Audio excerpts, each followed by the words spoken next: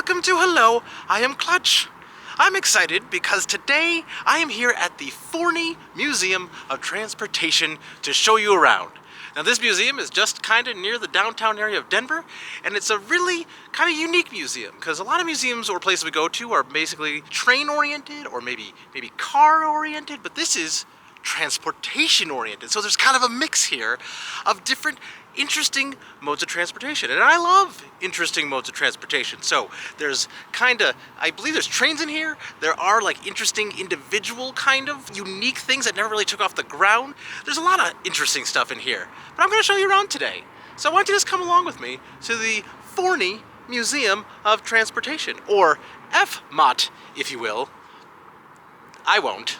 And while I like the facade in this building, it looks very nondescript. Something that's fun. Right before you even walk in, you get to see this cute yellow caboose. Hi, yellow caboose. And now, as we get to the actual entrance, I just love that they have this all painted with "Experience the history. Trains, motorcycles, cars, trucks, planes, oh my. Carriages, also oh my." But then also these little planters at the front are adorable. They got these little trains on them. That's just amazing. Okay, so it was $17 to enter for adults. 3 and under is free, and here we are. And look at this.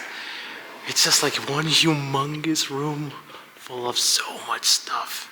Oh, and they got all Christmassy. I'm kind of here in the Christmas season when I'm filming this, and oh, there's so much cool stuff to see. Let's get going. Before we fully get going, I do appreciate the sign, because I want you to please note this is not a playground. This is a museum full of historical artifacts. All children must be under the direct supervision of adults at all time. I added more exclamation points. So these are actually the Forneys, JD and Rachel. So this is their museum. So this is all thanks to them. So thank you, JD and Rachel. And there's a nice little kind of explanation of who they are and like what their history was and how this place came to be. Basically, they had a instant heat soldering iron industry that grew into an empire, and apparently it continues today, and it's what allowed them to make this museum. And I love finding out that history. So again, thanks, Forneys. So as we start here, it is kind of a free roaming thing. There's no exact order you have to do it. There's no arrows on the ground or right way to do it. So it might go back and forth between, like, you can kind of see in the background there's big trains there's cars, so it might go back and forth a little bit. But something I just do want to start with by showing you is something I like that this place does is most of the vehicles have signs. Let me try to get away from that glare best I can. Most of them have signs that tell you what these are, some history about it, how it's here, and I will not go through this all with you, but it is great that they have this context. I like museums where they give you some understanding of what are you even looking at. So this is great. Looks like the sign says, "Say hello to our newest arrival." All right. Hello. And one of the first kind of major things we see is a Forney locomotive. But something I think is kind of neat is this picture here of the elevated train in New York, and I feel like they look so different today. You wouldn't see like a steam-looking train on the tracks, and I just think that's a really cool image. So I want to show it to you. There it is. This is the 1909 Ario Runabout, ironically named because when you were in it, you would drive about. This is a 1909 Swedish Rail combo car because it had kind of dual purpose where there was space for luggage and people. And you can see people back in 1909 didn't move around very much. And then if we move to the back of the rail car over here, oh God, oh, William Gilpin, don't scare me like that. Got a lot of fun buggies over here. I just think these are, I don't know, it's fun to see kind of that middle ground between a horse carriage and an automobile. I think that kind of hybridness, even though they weren't thinking that at the time, is just kind of neat to see. So in case you haven't seen some of my other videos, I will let you know I'm not a big car guy. I like these old kind of cars. I find it fascinating to see like the history of vehicles, but I don't really know them well. I'm not like a car nerd or of any kind. So I like coming to these places to see kind of unique vehicles or see some of the history of how we evolved, but I really come here, as you see, for things like this. This is a bumper car from Elitch Gardens, which is the amusement park that's nearby in downtown Denver. And the fact that the Muppets are in it, that Fozzie and Kermit are here, just sells it for me. So that's why I'm here, is to see fun things like this. And I'll tell you, we're going to see a few more kind of really unique, fun cars in the future as well. But I will still show some of the other kind of nice looking cars. The ones like this Jaguar Mark V drop head coupe, which I know because I read that sign. There's this sign here asking if we can guess the year and make of this car. I'm gonna go with a 1984 Sheep Wagon. This is a 1953 Mercedes-Benz, for those who'd like to know. This is from Speed Racer. I know that better than regular cars. These are just very sleek, very shiny. I like that. This motorbike is awesome. That is awesome. That is a Hagrid's motorbike if I ever saw one. Nope. It's a BMW. So here we have a 1912 Vauxhall Model B11 Landaulet Overland Coach. That's a mouthful. But it's a mouthful because it's also a carful. Look at this thing. I love this. It's so... I don't even know the right adjective, but I like it. Hello. So I have seen a few train engines my day when I go to like railroad museums. But this is a big boy, which I think is an actual thing people call it. I am not great with knowing, but look at the size of this thing. It's humongous. It is so gargantuan. It is gorgeous. So here's kind of a model of a train, and it is called a big boy. See? Look at the sign. Big boy. I wasn't making it up. I knew something. So it looks like we're able to go up into the cabin of the big boy and check out what it looks like. Let's go see what we can see. I can't go in, but you can take a big peek and look at those valves. Oh my God. It's Valve City. I've never seen this many valves in one place in my whole life. And I've been to this museum before. So what does that say about my memory? And then across from the valves, you have the coal car.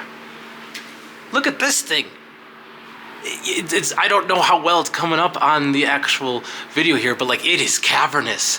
And something I think is cool, down there at the bottom, you can see they have like a grinder apparatus to probably chew it up. I'm making this up. There's no information here. I'm hoping that that's correct. And here's a big old, not so much schematic for the big boy, but it seems to be explaining all of the parts. Like there's a whole list here explaining what it all is, and little numbers going towards each thing. That is detailed. And then after being on the big boy, you can come over to these stairs and you can walk down. And you can actually walk down between the trains if you want. So look at this. You can get right up close and walk right in between, both this way and this way. And I think we can possibly walk into some of these trains. So let's walk through them, and then let's walk through them. Okay, I'm not gonna do the Doc Emmett Brown joke. I've done that too many times. We're not doing it this time. But this would be perfect for it. Anyway, I just wanted to show you the size of these wheels. They are crazy. They are 63 inches in diameter. So that's over 5 feet completely just across there. That's crazy. Like look at me. I am standing on a bit of a kind of a cement pavement, and that's probably about, I would say, 4 or 5 inches above that, and you can see like how it's not. I'm about 5'10", and it's not much. That's a big wheel, and it keeps on turning. And Proud Mary, nope. So at the end of the aisle here, we got the big boy to my right, and then one of my favorite things, the Snowpiercer to my left. Now, they're not actually all called Snowpiercer. Sometimes there's like snowplow trains, but I think this whole thing is, there's a wall right here. I can't go any farther to show you, but like, this thing is just insane. If this was coming out, I just noticed this. That's ridiculous. But if this is coming at you, it'd be terrifying. I've said before, it reminds me of the sandworms in Doom. Dune. Wow.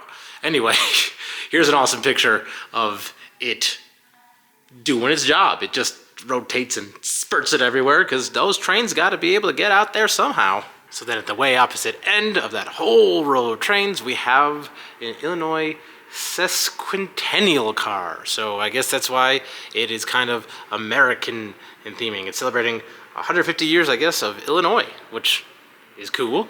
So you can it's a private tour to go in, but you can peek and you can see just like, this looks amazing. Like, it looks like just some fancy office from like the 1800s. I love it in here. But something that I spotted with my little eye is way in the back there. Oh, look at this. I've seen these before. This is a decanter commemorating Illinois. Now, I've seen other ones that are shaped like the state. This one is not shaped like Illinois. It has Illinois in it. But if you want to see more of these kind of things, one of my absolute favorite places in the country is the Pioneer Village in Minden, Nebraska. And there's a video you can watch where you see more of those right about now. So if you want to go watch that, go watch that. Otherwise, let's keep on perusing. So looking in a few more of those windows of that Illinois Sesquentenial car, you have like a bedroom here with a sink, and so it kind of shows like living quarter cars. And there's a few of those. This one looks to be a little bit nicer, but I find that coziness kind of interesting, kind of cool. I've never traveled by train overnight, and that's something I'd love to do. Not like this, but I like the idea. And then if you keep going, you'll get massive amounts of glare, but if you look past the glare, you can see this looks like a suite. It's even got a chandelier up there. Can't really block it. No, it's got a very big bed here. And then even a little farther down, you have all the dining cars. This is cute. I can't tell. This looks like almost like they actually have little things where you can come and have a meal here. I love this. This is adorable. Ooh, look at this. Look at this. Is an 1850s era steam engine model, but there's a button to push. Okay, here we go. Oh, that was intense. Actually, that's in a box. So I believe this train is the California Zephyr. And you can see like a whole kitchen in there, which is really, that's bigger than my first apartment. I've made that joke before. Here it is again. Anyway, moving on, you can see how much stuff there is. There's multiple sinks. Like, it's a full kitchen in there. There's a delicious ready-to-be-eaten cake. I don't know what that's doing there. And then, of course, adjacent to the kitchen, we have the dining car. All brightly lit and ready for you to see. Look at that.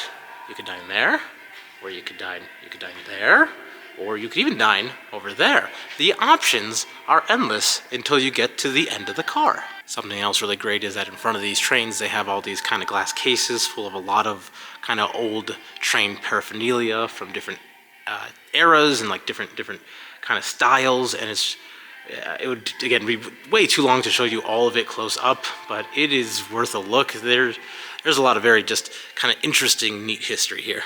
Got a nice caboose here, and we can actually take a small peek inside, a little bit closer than normal.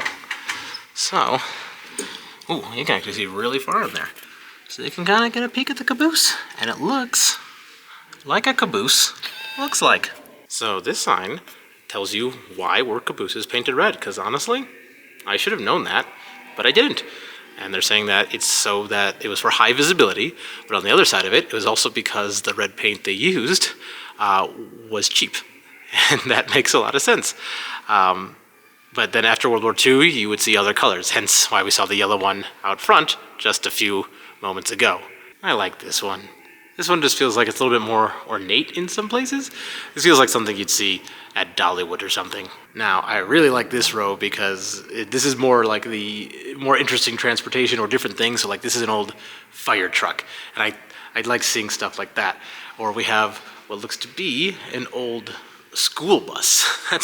I'm glad yellow has stuck pretty well for a while, but just, again, I'm nothing against regular old cars, but I find some of the more unique forms of transportation, like this, a little bit more interesting for me. I think that's fun to see. And over here, we have another fire truck, and and the dog clearly can drive. So if you thought electric cars were a brand new thing, you'd be wrong. And I'm talking to myself because I was wrong. This is a 1916 Detroit Electric Brougham Model 60-16A. So apparently, electric cars have been around for at least 100 years in some form or fashion. So that's a fascinating thing. And continuing with electric cars, I love this. This is a 1976 Sebring Vanguard battery electric quote-unquote city car. It looks like a smart car. This honestly, even more so, looks like a big wedge of cheese. Now this is what I'm talking about.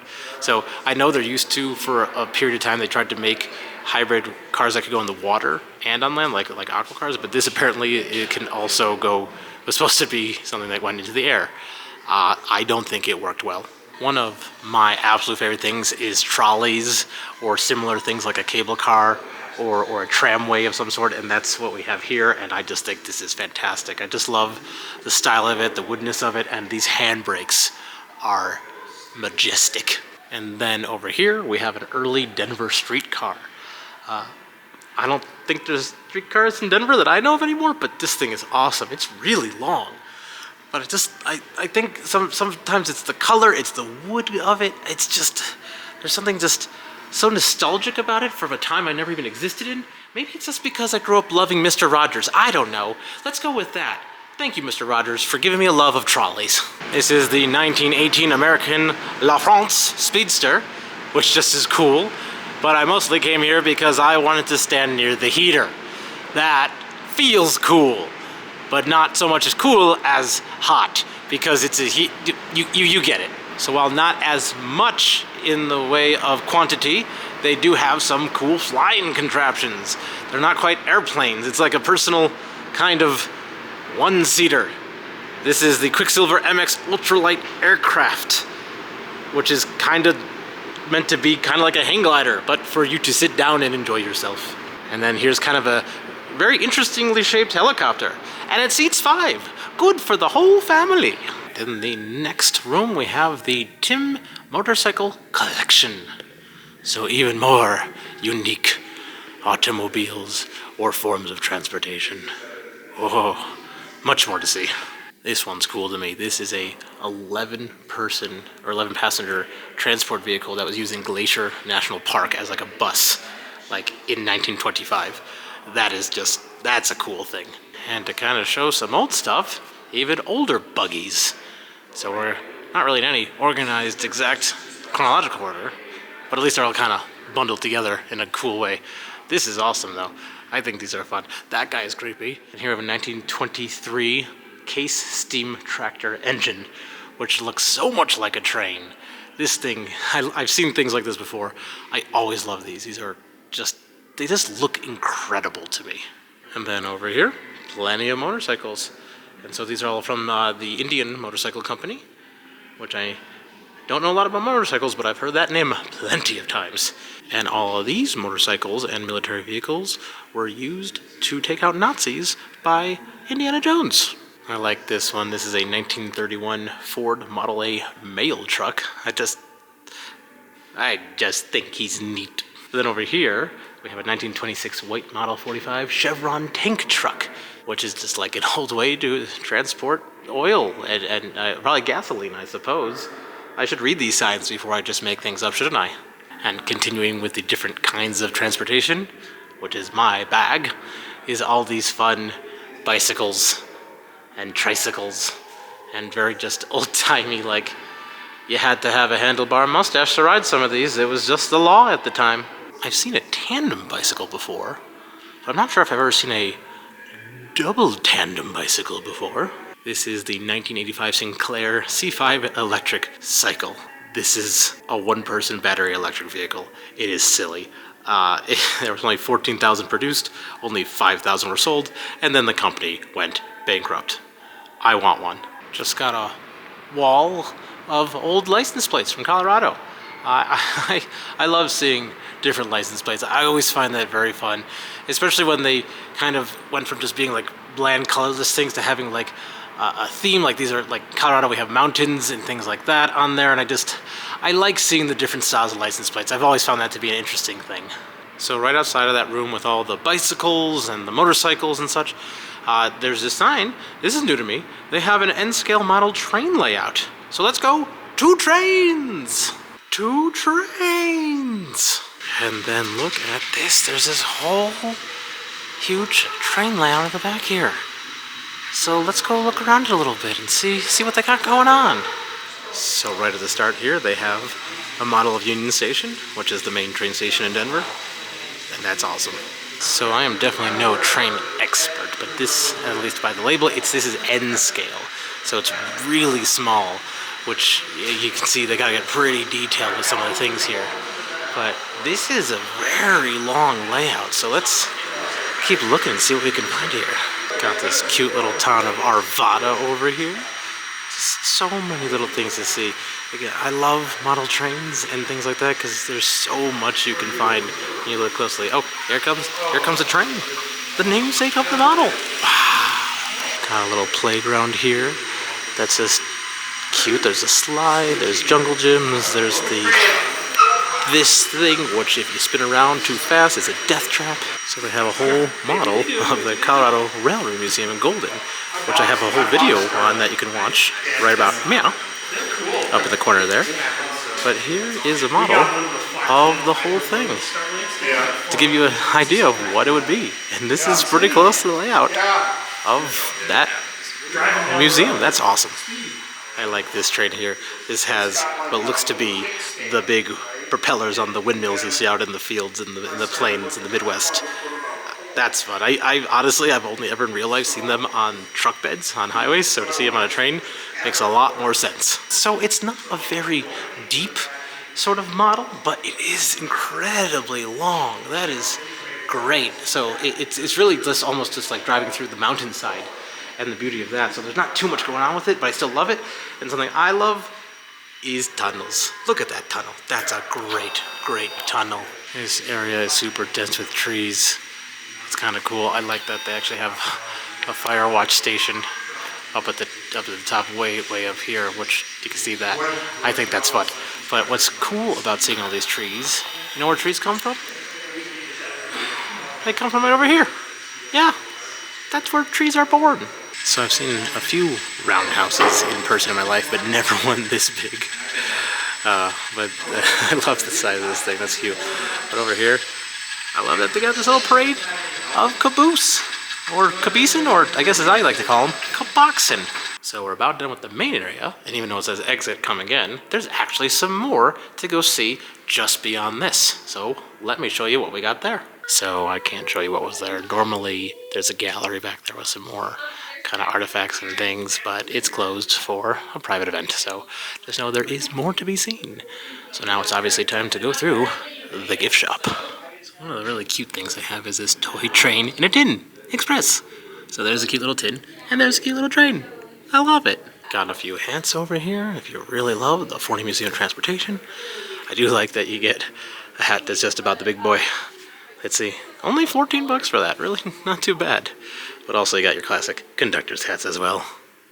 And then over here, some pretty straightforward shirts, which I always like a good straightforward shirt. These are 20 bucks, so not too bad there. And a little bit more over here, we have some fun kind of old, not old, but like some metallic signs of different things. And get all these train magazines for only $1.50 a piece. That's not terrible. Oh, but I do like this. It's another one of those really intricate charts that show you where everything is. So it's not the big boy this time. It's just, no, it is. It is the big boy. It's just so busy. I can't even begin. I've said before in other videos, I just think the marvel of engineering with trains and such is incredible. And things like this really help me appreciate that. So that's a fun one. And you also got plenty of glassware and mugs. And again, the big boy. Big boy. It's a thing with lots of things like statistics. It's a thing. I didn't make it up. That kid is so excited about the big boy. And if you also know me, I like magnets, and so we got them pretty good magnets over here as well. That's a Forney Museum of Transportation in Denver, Colorado. Perfect. I thought it would be fitting to come out and finish this by the yellow caboose, because that's a fun caboose. Anyway, thank you for coming to the Forney Museum of Transportation with me, or the FMOT, if we won't. It's a cool place. I think it has a fun variety of things where it's not just trains, not just cars. It has motorcycles, it has bikes, it has model train. I think that combination of stuff is fun. So I like that about it. I do think for $17 it is a little bit expensive, but not too bad. It's one of those things where it feels like it should be just maybe like 15 or like 12, maybe a little bit cheaper, something like that. But it's still worth it if you've never done it before. Because I've only spent about an hour in here, so it feels like it could be a little bit cheaper, but it's a lot of fun. But anyway, if you like these kind of videos, I have lots of train videos or places that show like trains and things like that. You can watch one of those up here. But if you wanted to see other fun stuff to do in Colorado, I got a whole list, a whole series of videos right here. But with that, I'll say goodbye. I am still Clutch.